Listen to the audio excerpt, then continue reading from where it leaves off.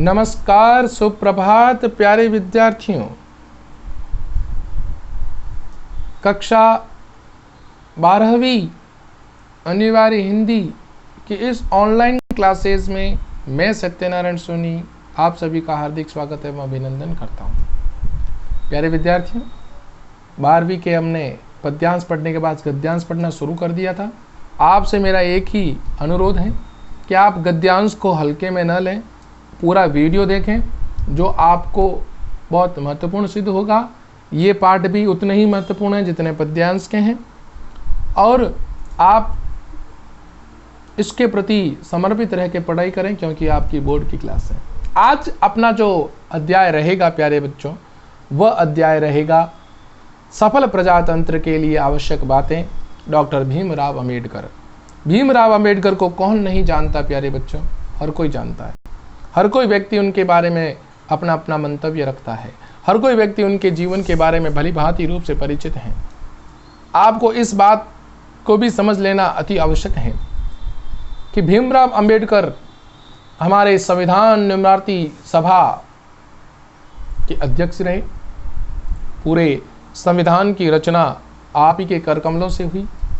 तो उन्होंने प्रजातंत्र के बारे में कुछ बात बताई कि प्रजातंत्र होना कैसा चाहिए, प्रजातंत्र किस रूप में होना चाहिए और सफल प्रजातंत्र के लिए क्या आवश्यक शर्तें हैं, आवश्यक बातें हैं, उसकी चर्चा इन्होंने अच्छे ढंग से यहाँ पर की है। तो आइए पढ़ते हैं सफल प्रजातंत्र के लिए आवश्यक बातें। उससे पहले अपन पढ़ते हैं डॉक्टर भीमराव अंबेडकर के जन्म परिचय के बारे में। डॉक्टर भीमराव अंबेडकर भारतीय संविधान के निर्माण में अभूतपूर्व योगदान देते हैं। ऐसी महान विभूति का जन्म 1891 ईस्वी में और मृत्यु 1856 ईस्वी में हुई। इनका जन्म मध्य प्रदेश के एक छोटे से गांव महू में हुआ।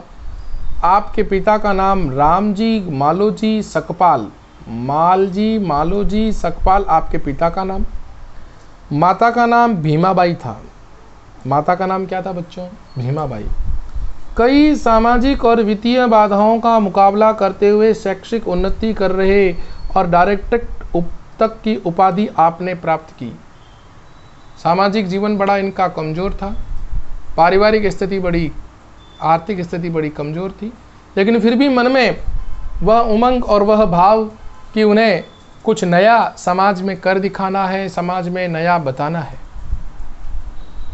उन्होंने जातिगत भेदभाव का डटकर विरोध किया, समानता मूलक समाज और प्रजातांत्रिक मूल्यों की स्थापना में विशेष योगदान दिया। स्वतंत्र भारत में प्रथम कानून मंत्री आप ही रहे थे और संविधान प्रारूप समिति के सदस्य और अध्यक्ष भी आप ही रहे थे। ऐसे थे हमारे डॉक्टर भीमराव अंबेडकर। इनके काव्य लेखक परिचय के बारे में हमने पढ़ लिया। इनके जो काव्य कृतियाँ थी वो सदैव उन्होंने भाषण लिखे, निबंध लिखे। इनकी प्रमुख कृतियां हैं the caste in India, their mechanism, genesis and development, the untouchables, who are the Shudras. ये बहुत महत्वपूर्ण रहा है इनका भाषण, ठीक है ना।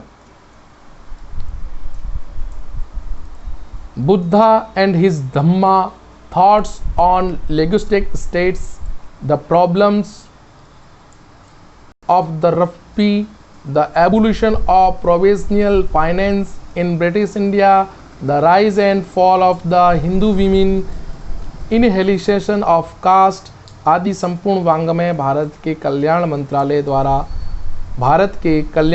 द्वारा बाबा साहब अंबेडकर संपूर्ण वांग्मय 21 खंडों में प्यारे विद्यार्थियों प्रकाशित हो चुका है। अब देखते हैं कि इन्होंने अपने इस पाठ में क्या बात बताई है। तो पढ़ते हैं पाठ परिचय। पाठ्य पुस्तक में चयनित सफल प्रजातंत्रवाद के लिए आवश्यक बातें भाषण में डॉक्टर भीमराव अंबेडकर ने परिपक्व राजनीतिक मंथन और भारत में लोकतंत्र की मजबूती के लिए आवश्यक उपायों पर बेबाक विचार दिए।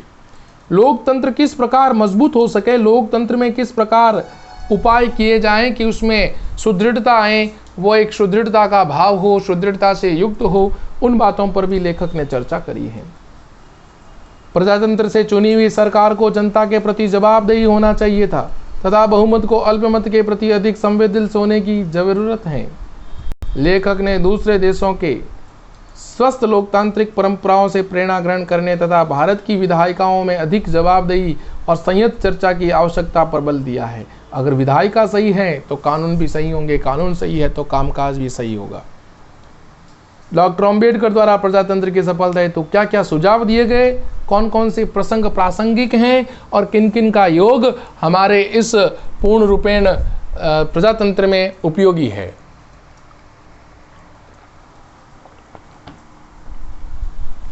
सफल प्रजातंत्र के लिए उन्होंने जो सुझाव दिए, आइए अपन उन सुझाव की एक एक चर्चा कर लेते हैं। कौन कौन से सुझाव दिए। पहले दिन उन्होंने बात बतलाई है कि सफल प्रजातंत्रवाद के लिए आवश्यक शर्तें क्या हैं। यह स्वीकृति मत है कि प्रजातंत्रवादी शासन व्यवस्था में जो सत्तारूढ़ है, ये तो आप मान ही गए, समझ ही गए हैं कि शासन में जो, जैसे भारतवर्ष में जो शासन कर रहा है, जो सत्ता पर आसीन है, वही प्रजातंत्रवाद का पूर्णता नायक है, अधिष्ठाता है। उन्हें प्रत्येक 5वें वर्ष के लिए लोगों के पास जाना चाहिए और उनसे पूछना चाहिए कि क्या उनकी सम्मति से वह योग्य हैं कि उन्हें सत्तारूढ़ रहने दिया जाए। क्या उन्होंने उनकी बातों पर खरे खरे उतरे हैं, क्या उनके विचारों को, अभिव्यक्तियों को वह सम्मान दे पाएंगे या उनको एक नया रूप दे पाएंगे। इन बारे में उनसे उनकी चर्चा होनी बहुत ज़रूरी है। उनके हितों की संरक्षण का बारे में वो बातचीत करना बहुत ज़रूरी है ताकि वे अपने हितों का संरक्षण कर सके और उनके सौभाग्य को बना सके, ताकि उनका जीवन एक अत्यधिक सुंदर सुखमय हो। उनकी आस्था आरक्षा हो सके, उनकी रक्षा हो सके कि उस प्रजातंत्र से वो पूर्ण रूप से स्वतंत्र हैं, पूर्ण रूप से उस प्रजातंत्र में अपने आप के जीवन के अस्तित्व को बनाए रख सकते हैं। प्रजातंत्र का केवल इतने से ही संतोष नहीं होता कि प्रत्येक 5वें वर्ष की सरकार रोकथाम की जा सके और इस बीच के समय में कोई सरकार कुछ भी न कह सुन सके। प्रजातंत्रवाद चाहता है कि न केवल 5 वर्ष की समाप्ति पर सरकार का निषेध किया जा सके, बल्कि किसी भी व्यवस्था, ऐसी भी व्यवस्था होनी चाहिए कि सरकार के विरुद्ध किसी भी समय तुरंत निषेधात्मक कार्रवाई की जा सके। प्रजातंत्र में प्यारे विद्यार्थियों वह शक्ति है कि वह किसी भी सरकार को झुका सकती है, किसी भी सरकार को डिगा सकती है, किसी भी सरकार को विकसित कर सकती है। प्रजातंत्रवाद तब सम्मत होगा जब लोगों के अंदर विश्वास होगा, लोगों के अंदर उस सत्ता के प्रति विश्वास होगा, लोगों की बातों को माना जाएगा, लोगों के कार्यों को पूर्ण रूप से संपन्न करवाया जाएगा, लोगों के कार्यों को पूर्ण रूप से एक नया आयाम दिया जाएगा, वही प्रजातंत्रवाद है। आपको मेरे कहने का आशय स्पष्ट हो तो प्रजातंत्रवाद का मतलब है किसी भी आदमी को सदैव शासन करते रहने का अधिकार नहीं, उसे समय समय पर बदलना होगा। यानी शासन हर बार बदलेगा, हर बार चेंज होगा। वही प्रजातंत्र का अधिकार है, वही प्रजातंत्र की ताकत है। यह शासन करने का अधिकार लोगों की स्वेच्छा पर निर्भर करता है। उस अधिकार को लोकसभा भवन में चैलेंज किया जा सकता है। आप देखें कि विरोधी पक्ष का होना कितना आवश्यक है। बिना विरोधी पक्ष का विपक्ष, जिसे अपन कह सकते हैं लोकसभा या विधानसभा में, अगर विपक्ष नहीं होगा ना प्यारे विद्यार्थियों, तो सरकार निरंकुश हो जाएगी, उस पर किसी का अंकुश नहीं रहेगा। वह अपना कार्य करने के प्रति सत्तारूढ़ में इतनी मोह में, सत्तारूढ़ के दंभ में इतनी घमंडी हो जाएगी कि वह जनता के ध्यान की ओर आकर्षित भी नहीं होगी। तो प्रजातंत्र का पहला मूल यह है कि सरकार को, सत्तारूढ़ को किम कर्तव्य विमूढ़ न होने दे।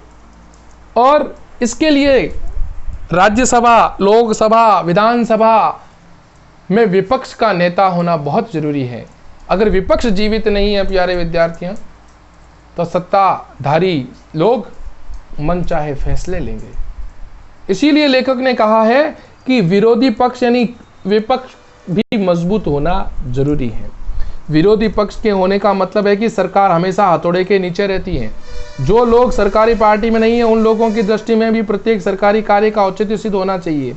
दुर्भाग्यवश हमारे देश में नाना कारणों से मेरी संपत्ति में प्रधान कारण सरकारी विज्ञापनों से मिलने वाली आय हो सकती हैं। सरकारी पक्ष का कहीं ज़्यादा प्रचार होता है, विरोधी पक्ष का बहुत कम।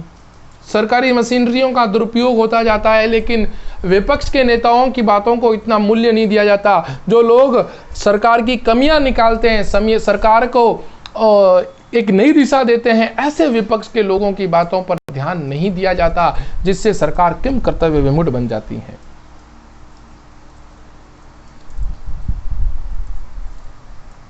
विरोधी पक्ष समाचार पत्रों के लिए किसी आय का साधन नहीं बन सकते। शासक दल के सदस्यों के भाषणों से समाचार पत्रों के अंतिम पृष्ठों के अंत में कई जगह पाते हैं। मैं प्रजातंत्रवाद की आलोचना नहीं कर रहा हूं। प्रजातंत्रवाद के सम्यक सफलता के लिए विरोधी पक्ष का होना अनिवार्य है। अगर प्रजातंत्र सफल बनाना चाहते हो तो एक विरोधी पक्ष होना जरूरी है। प्यारे विद्यार्थियों, विरोधी पक्ष के तात्पर्य मैंने आपको अभी बता दिया। सत्तारूढ़ के सामने एक विपक्षी दल होना चाहिए, एक विपक्ष दल होना चाहिए। अगर विपक्ष नहीं होगा, अगर विपक्ष मजबूत नहीं होगा, तो मैंने आपको बताया है कि सरकार किम कर्तव्य विमूढ़ हो जाएगी और निरंकुश हो जाएगी। आगे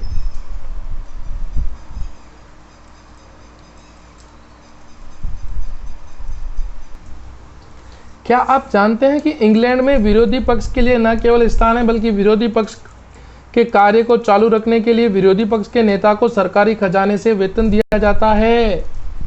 ये व्यवस्था इंग्लैंड में है कि विरोधी पक्ष जीवित रहे, और अगर उसका कामकाज नहीं चल दिया जा रहा है तो सरकार से वेतन भी दिया जाता है। उसे एक सेक्रेटरी दिया जाता है, उसे कई सांकेतिक लेखक, दूसरे कर्मचारी दिए जाते हैं। लोकसभा भवन में उसके लिए पृथक एक कमरा रहता है जिसमें वह अपना कार्य चलाता है। इसी प्रकार आप देखेंगे कि कनाडा में भी जिस प्रकार प्रधानमंत्री वेतन प्राप्त करता है, उसी प्रकार विरोधी पक्ष का नेता भी वेतन प्राप्त करता है। दोनों को समान अधिकार दिए हैं। इन दोनों देशों के लोग सोचते हैं कि कोई ना कोई होना चाहिए जो सरकार की गलतियों की ओर भी अंगुली निर्देश कर सके, उनकी गलतियां निकाल कर उन्हें सही रास्ता दिखा सके। वे चाहते हैं कि सरकारी गलतियां बताने का कार्य सतत निरंतर होता रहना चाहिए। इसीलिए वे विरोधी पक्ष के नेता पर रुपया खर्च करना बेबाक नहीं समझते या बेकार नहीं समझते। कैसे भी हो, विरोधी पक्ष के लोगों का खेमा मजबूत होना चाहिए, उनका घर मजबूत होना चाहिए। मैं समझता हूं कि एक तीसरी शर्त यह भी है कि प्रजातंत्र की सफलता की पूर्ण आवश्यकता है, वह यह है कि कानून तथा शासन की दृष्टि से सभी समान होने चाहिए, किसी में भी भेदभाव नहीं होना चाहिए। यद्यपि ऐसे छुटपुट अवसर गिनाए जा सकते हैं जहां कानून की समान दृष्टि नहीं रही, तो भी मैं नहीं समझता कि इस समय मुझे कानून की दृष्टि में समानता के बारे में कुछ अधिक रखना चाहिए। लेकिन शासन की दृष्टि से समानता की बात महत्वपूर्ण है। सत्तारूढ़ लोगों को सम्मान की बात और समानता की बात बहुत महत्वपूर्ण है। आप में से बहुत से लोगों के लिए संभव है कि या तो ऐसी घटनाएं याद कर सकें या ऐसी कोरी घटनाओं को कल्पना कर सकें। आगे विद्यार्थियों क्या कहा है?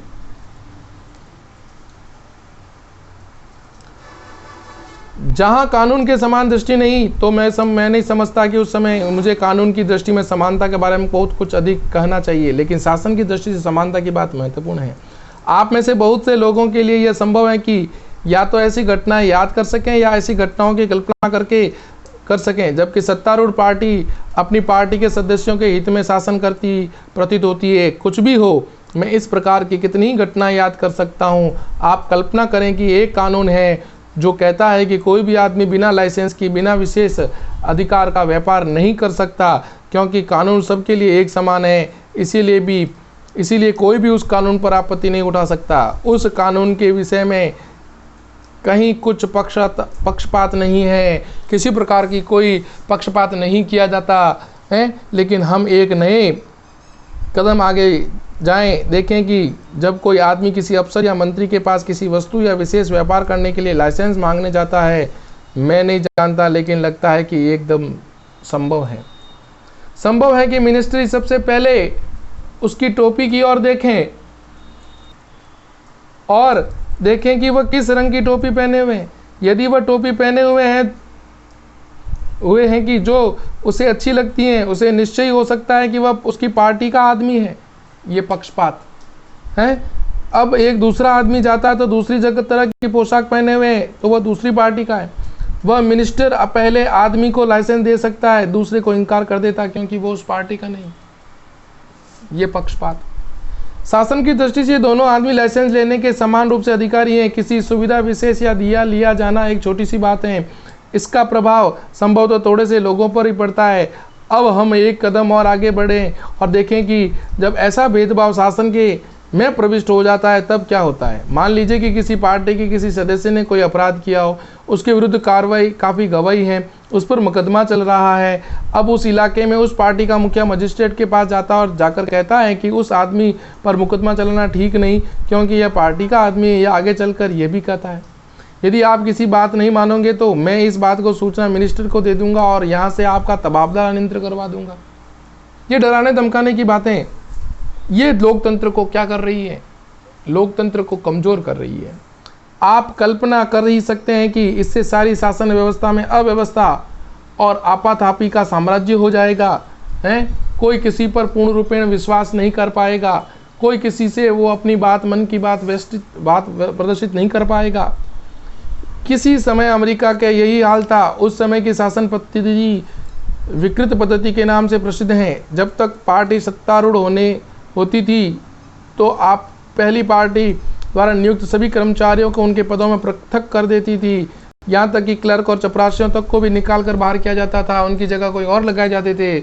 उन सब की जगह नई पार्टी के नए आदमी नियुक्त किए जाते थे। वास्तव में काफ़ी वर्षों तक अमेरिका में कहने सुनने लायक किसी की तरह की शासन व्यवस्था नहीं थी। बाद में यह शासन व्यवस्था स्वयं उनकी समझ में आ गई कि प्रजातंत्र के हित में ठीक में नहीं है।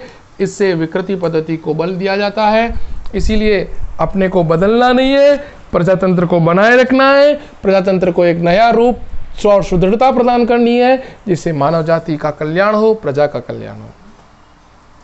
प्यारे विद्यार्थियों, आज अपन यहीं तक पढ़ेंगे।